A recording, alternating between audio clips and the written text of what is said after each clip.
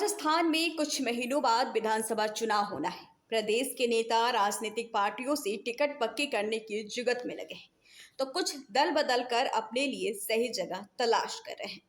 विधानसभा चुनाव के इस सियासी मैदान में इस राजस्थान की फेमस डांसर और big boss fame Gauri Nagaur भी नजर आएंगी। गौरी ने राजस्थान की सियासत में उतरने का ऐलान कर दिया है।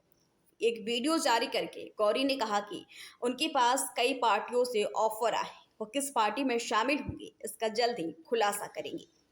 नागौर के मेड़ता विधानसभा क्षेत्र की रहने वाली 24 साल की तस्लीमा बानो यानी गौरी नारोरी ने 2 दिन पहले एक वीडियो जारी किया था, जिसमें उन्होंने कहा राजस्थान में विधानसभा के चुनाव होने वाले हैं। इस बार भी वही घिसे पिटे लोग चुनाव लड़ने वाले हैं। ये वही लोग हैं जिन्होंने आम लोगों की सुविधा और हक की बात कभी नहीं की। अब मैं मैदान में आ रही हूँ। गौरी नागौरी विधानसभा सीट से चुनाव लड़ने जा रही है। हम सब मिलकर विकसित और खुशहाल नागौर बनाएंगे। मुझे विश्वास है कि आप सब मुझे सपोर्ट कर मेरा साथ देंगे। गौरी नागौरी के सियासत में एंट्री करने के ऐलान के बाद उनकी चर्चा शुरू हो गई है। नागौर के मेड़ता की रहने वाली तस्लीमा बानो यानी गौरी नागौरी और इंडियन शकीरा के नाम से भी जाना जाता है। अपने डांस के कारण गौरी पहले से फेमस थी, लेकिन बिग बॉस 16 में भाग लेने के बाद भी और फेमस हो गई। एक मुस्लिम परिवार में होने के कारण गौरी के लिए डांस करना और फिर यहाँ तक पहुँचना आसान नहीं था। गौरी ने कक्षा 6 में पढ़ती थी, तब से डांस कर रही हैं। उनके सिर पर डांस करने का मानो भूत सवार था, लेकिन परिवार के लोग चाहते थे कि गौरी डांस ना करे। गौरी के पिता नूर मोहम्मद और माँ बेगम मोहम्मद बेटी के डांस करने पे बहुत नाराज होते थे। एक बार एक पारिवारिक कार्यक्रम में उन्होंने गौरी को डांस करते देख लिया, तो इतना नाराज हो गए कि करीब 12 दिन तक उसके कमरे में बंद कर रखा। इसके बाद भी गौरी नहीं मानी तो उसकी पिटाई की गई।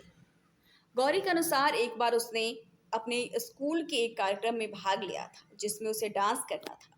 इस कार्यक्रम में उनके पिता नूर मोहम्मद भी आए हुए थे।